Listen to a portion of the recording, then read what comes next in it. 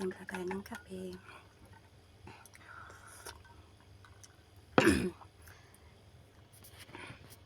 Nakapaghugas na tayo ng kamay. So, thank you Lord sa blessing. Kaya na tayo yung ulam natin. Itlog tsaka isda. Sawan, bagong.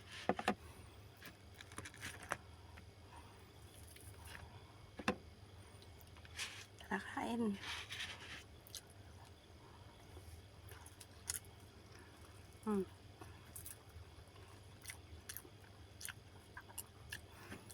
Kaya anong ulam nyo?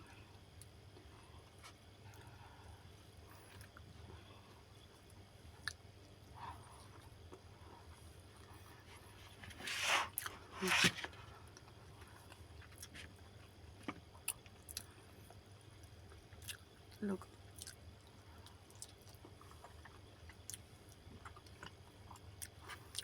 Langhang pala yung kan.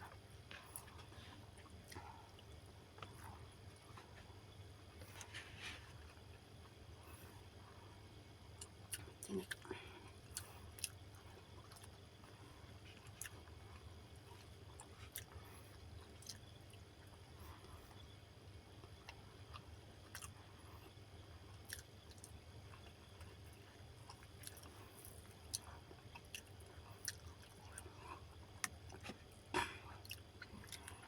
Mamaya pa tayo papasok natin.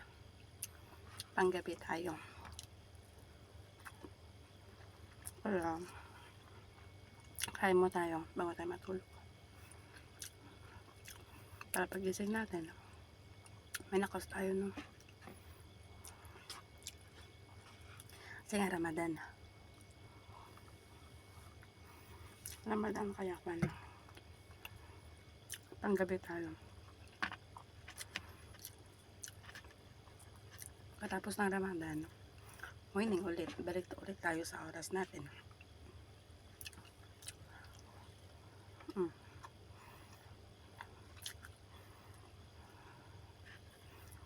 Hindi ako nakatulog kahit di off ko. Nanood ako ng TV. Wala pala akong TV. Nanood ako. Tapos, ganun pinanood ko. Alam niyo pa paulit-ulit na pinapanood ko yung Train to Busan. Kahit ang tagal-tagal na yun, pero gustong-gusto kong ganda panoorin. Yung Train to Busan. Hindi ka talaga masasawang panoorin yun. Kasi ang ganda. Diba?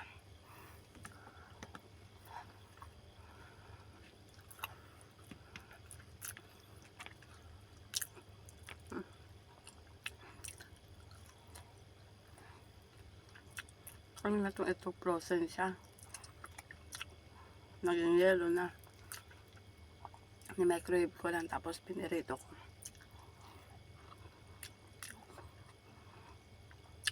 Baba sana ako.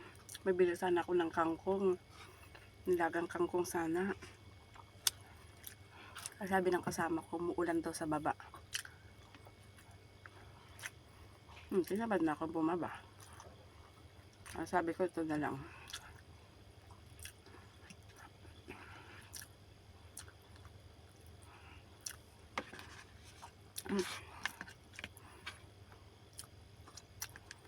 Ang sarap talaga sa kumain, no?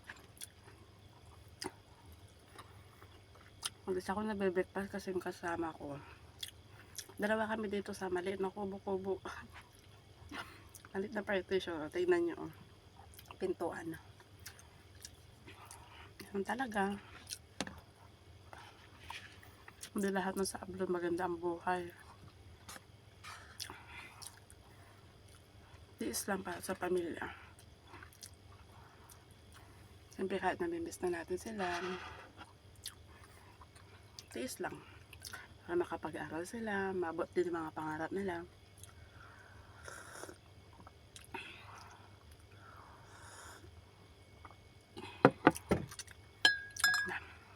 Kung hindi nyo natatanong, may dalawa akong anak.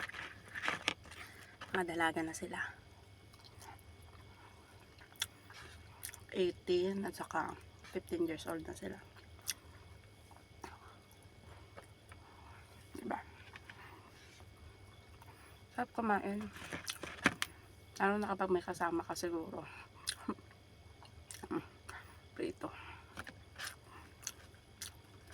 Namimiss ko yung talbos ng kamote. Nanay ko ang dami niyang ganun. Ang dami niyang tanim na ganun, talbos ng kamote, tsaka yung aba. Diba? Sarap yun. Yung umuwi ako yun, ang lagi ko inaalmusal. Sinangag. Ang hirap na, malayo ka sa pamilya.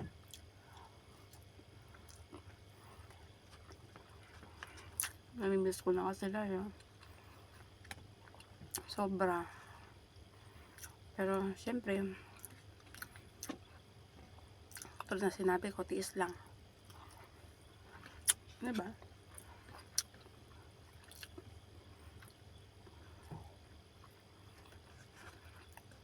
Kumain na ba kayo? Diba?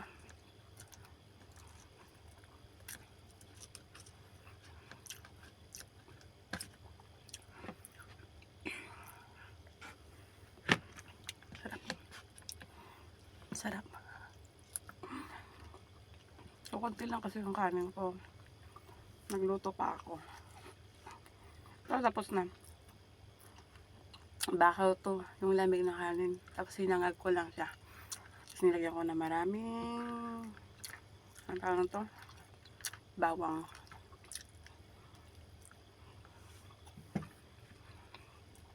Masarap kumain.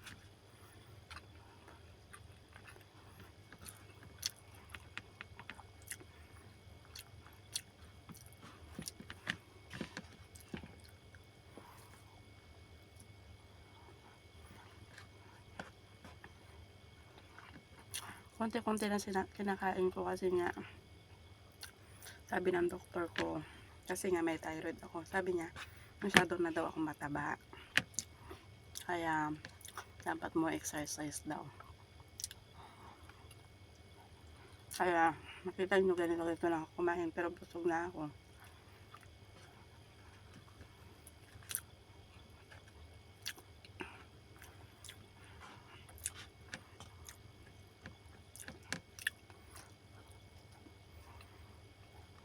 Sarap.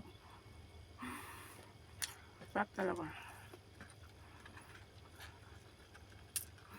Lalo na yung feel mo ang lamig-lamig ng kwarto mo. Bed ng kasama ko dito sa baba, ako sa taas. Ay pumasok siya ngayon. Pang umaga. Siyempre, kailangan magtrabaho. Kung hindi ka magtatrabaho, nga. Kasi kapag absent ka dito, 3 days kaltas yung sahod mo, lalo na kapag wala ka sick leave. Kaya, minsan, kahit masama ng pakiramdam mo, kailangan mo pa rin pumasok. Ganun talaga. Buhay OFW. Diba? Look.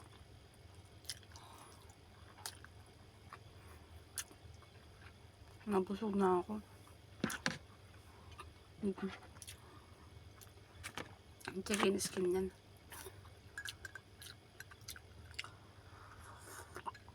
Madaldal ako ng daldal, lumabing na yung kape ko.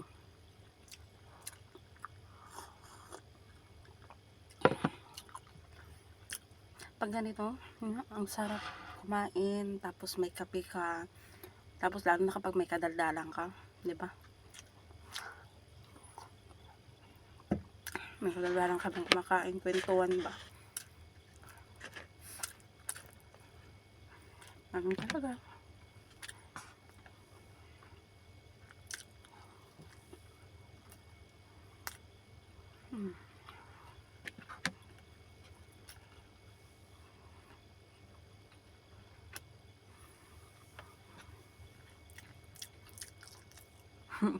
Pinto. Liit kasi ng kwarto namin. Ang liit.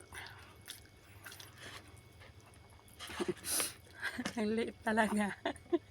Baka CR lang yun yung kwarto ko. Kwarto namin.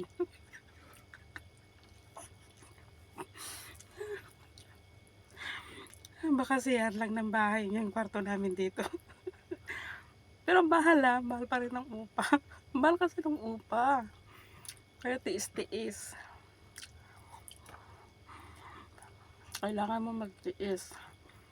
Kasi nag-abroad tayo para sa pamilya natin, para sa future nila, future natin, para maganda buhay natin kahit papano.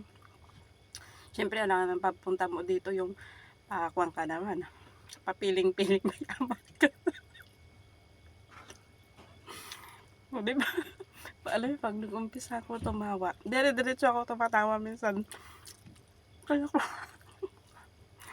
diba, naubos na natin yung kanin natin. May unang pa tayo.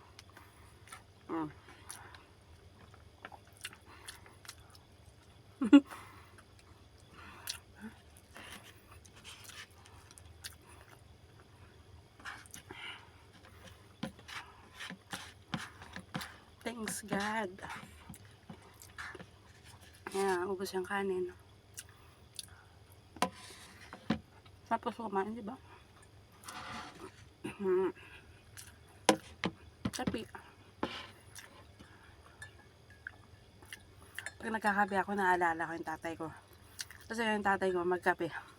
Ay, yung kape ang tapa-tapang, isang kutsara ata. Tapos minsan hindi siya nag-aasukal. Ang tapang niya magkape. Tapos yung dalawang anak ko, nagmana sa akin kasi lagi rin sila nagkakape.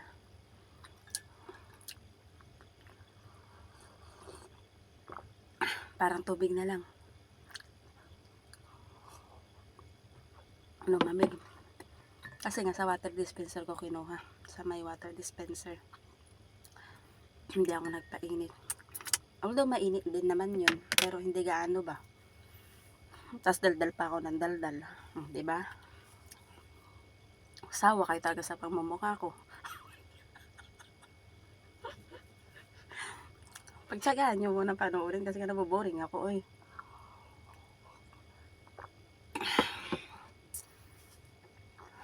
Sayang, itlog. So ba akong kumain pero yung kanin nga, nagluluto pa ako sa rice cooker. Papakin na lang natin yung itlog.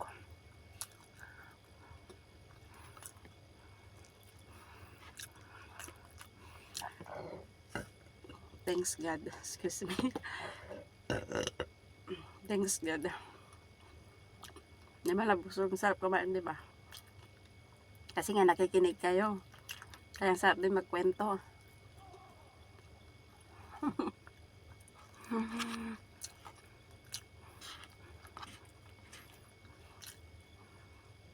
Basta to.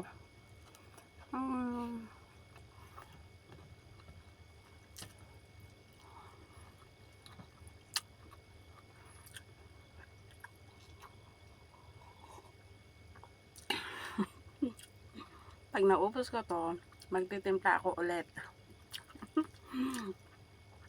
Kasi nga malamig siya. Kaya kailangan ko ulit magkape ulit. Ulitin ko.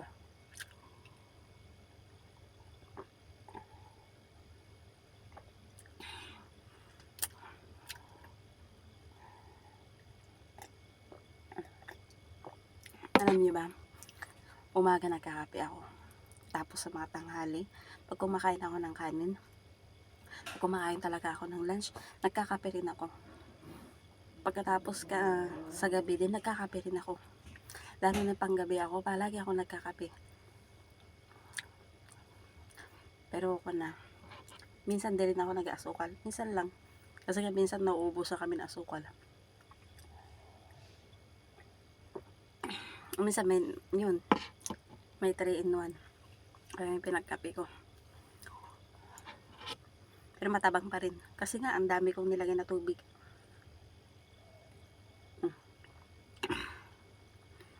Magtimpla tayo ulit. Nakulangan ako eh. Feel ko tubig eh. Hindi ko na-enjoy yung kape ko. Thank you. Thank you sa panonood.